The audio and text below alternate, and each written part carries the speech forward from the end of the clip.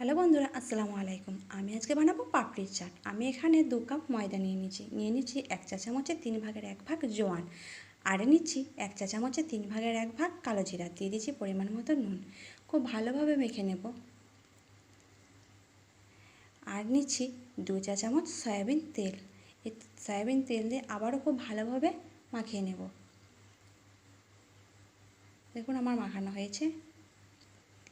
অল্প অল্প করে জল দিয়ে ময়দাটা মাখিয়ে আমি একটা ডো বানিয়ে নিয়েছি। আমি এবার বেলে নেব। আমি এখানে 3টি লেচি কেটে নিয়েছি। আমি একটা রুটি করে নেব।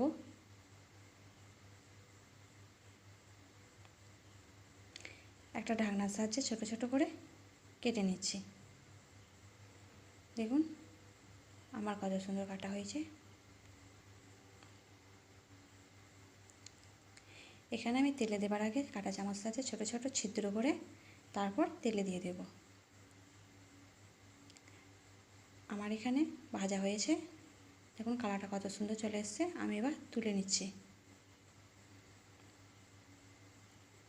আমি আবারও একটা ব্যাচ দিয়ে দিচ্ছি। আমি সব একবারে দিয়ে দিয়েছি।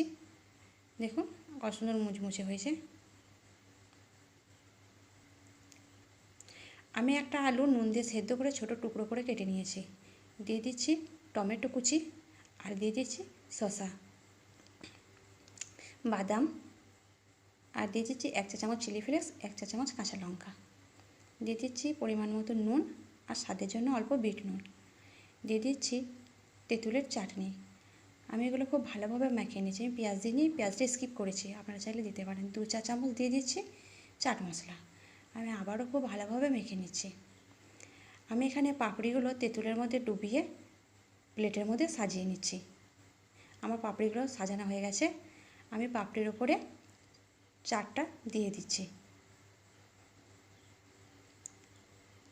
খুব ভালোভাবে দিয়ে দেব।